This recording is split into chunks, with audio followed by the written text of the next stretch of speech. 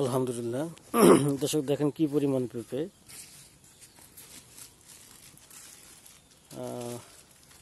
এখানে সকাল থেকে শুধু উঠাইছে, এখন এখানে যেভাবে আর কি পলি করতেছে।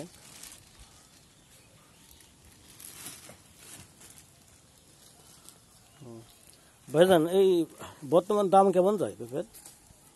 পাইকারি 13টা 14টা যায়। পাইকারি 13 টাকা 14 টাকা যায়। আপনি কোন জায়গায় বিক্রি করেন? কোথায় বিক্রি করেন? সিঙ্গারা আড়তে। ও, সিঙ্গারাতে বিক্রি করেন। দর্শক, এটা হচ্ছে আমার সিঙ্গার থানাধীন। এটা তো আপনার জমিতে, তাই না? তো এখানে কি পরিমাণ হবে সব মিলে? এটা কি? হ্যাঁ, যেমন ধরেন আপনার 15 জায়গার ভিতরে পেঁপে এটি ছিঁড়েছি। 15 জায়গার ভিতরে মানে ওইব 60 পলি 25 কেজি করে। 60 পলি হবে 25 কেজি করে। হ্যাঁ,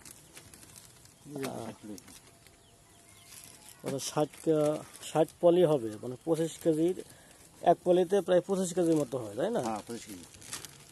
আর হিসাব করছেন যে কি পরিমাণ এটা। কত নম্বর তোলা দিলেন এটা? 5 নম্বরে, মানে 5 নম্বর তোলা। হ্যাঁ। আর কয়বার তোলা যেতে পারে এরকম? আমার আরো 2 বছর খাওয়া যাবে এমনি। আর 2 বছরের ভাবে খাওয়া যাবে। আচ্ছা, তাহলে কয় শতাংশ জমির কথা বললেন জানি? এটা আসলে 1.5 পাই আসলে মানে 15 জায়গার ভিতরে গতকাল ছিঁড়েছি। তাহলে যে এখানে যে পেঁপেগুলো ছিঁড়ছেন, অর্থাৎ প্রায় 60 পলির মতো হবে। এক পলিতে প্রায় 25 কেজি। ঠিক আছে, এটা হচ্ছে 15% জায়গার পেঁপে। আবার 10-12 দিন পর আবার তোলা যাবে। 10-12 দিন পরে আবার তোলা দেওয়া যাবে।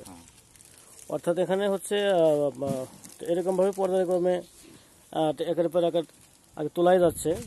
তবে এখানে দেখতে পাচ্ছি এটা হচ্ছে আপনার 15% হিসাব, তাই না?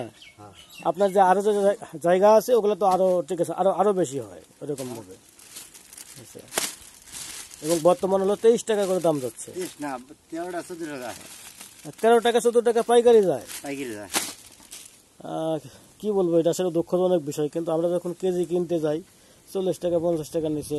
13টা 14টা কেজি, যেটা মানে এই সাইজের বড় থাকে এটা 15টা যায়। মানে বড় সাইজ যেটা আর কি, টপ সাইজ যেটা, সেটা হয়তো 15 টাকা যায়। আর ঠিক আছে, এমনি যেটা একটু বি গ্রেডের মাল কিংবা সি গ্রেডের মাল, ঠিক আছে, ওগুলো হচ্ছে আপনার 13টা 14টা যায়। 13 টাকা 14 টাকা যায়। তো এটাও হচ্ছে আমাদের জন্য একটা হতাশাজনক। কারণ হচ্ছে যে আমরা কৃষিকাজ করি, কিন্তু সঠিক এবং ন্যায্য যে দামটা সেটা আমরা পাই না। ঠিক আছে, ঘটনা কিন্তু ওইরকমই ঘটে, তাই না? ঠিক আছে। পেঁপের দাম তো এবার আপনার কমতো না, এই যে গন্ডগোল না হইলি এবার আর পেঁপের দাম কমতো না। সবাই গন্ডগোলের সময় কে ছিঁড়ে না ডরায় ভরে পেঁপেটা জমে গেল মাসির কাছে।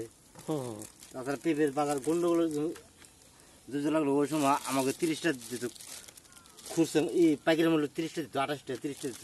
হয় এরকমই তো। আমি তো এই যে খরাসার যে আড়তটা আছে না, বাবাজি বাণিজ্যালয়, ঠিক আছে, ওখানে তো মাঝে মাঝে যাই, দেখি আর কি।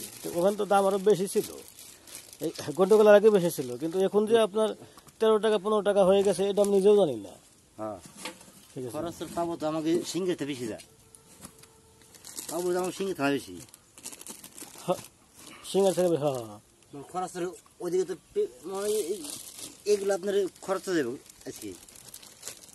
আর আমার একটা বেশি ভাই এখানে চলে যায়।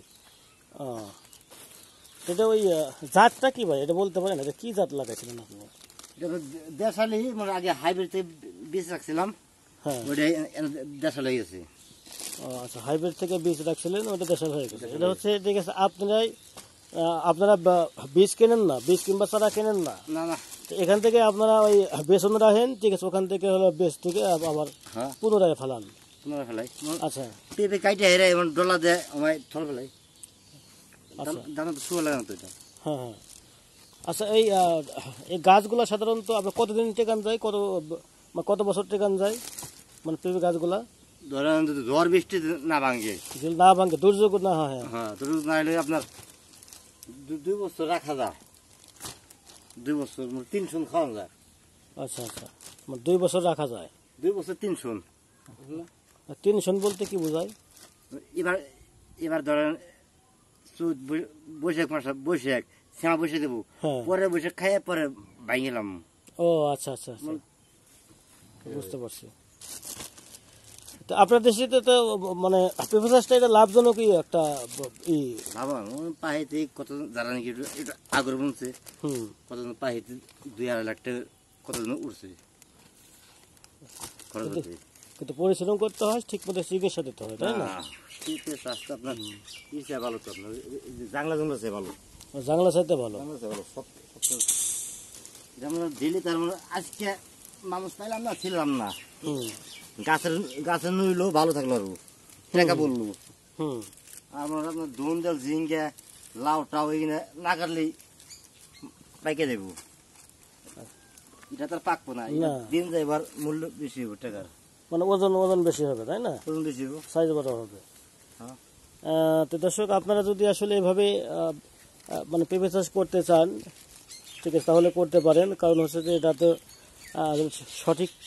সঠিকভাবে মানে সঠিক পরামর্শ, সঠিক চিকিৎসা, সঠিক স্থান নির্বাচন করে যদি সেভাবে পেঁপে চাষ করা হয়, অবশ্যই এখান থেকে লাভবান হওয়া সম্ভব। এক্ষেত্রে আমরা তারা সাধারণত আর কিনা খাই, যদি এভাবে যদি উৎপন্ন হয়, ঠিক আছে, আমরাও 2 টাকা কমেও পাবো, ঠিক উৎপন্ন বেশি হলে। মানে সেক্ষেত্রে দেশটাও বাঁচবে। আমি একটু আপনাদেরকে একটা গাছ দেখাই, দেখেন এই যে একটা গাছ দেখতে পাচ্ছেন, যেখানে অসংখ্য পেঁপে ধরে আছে।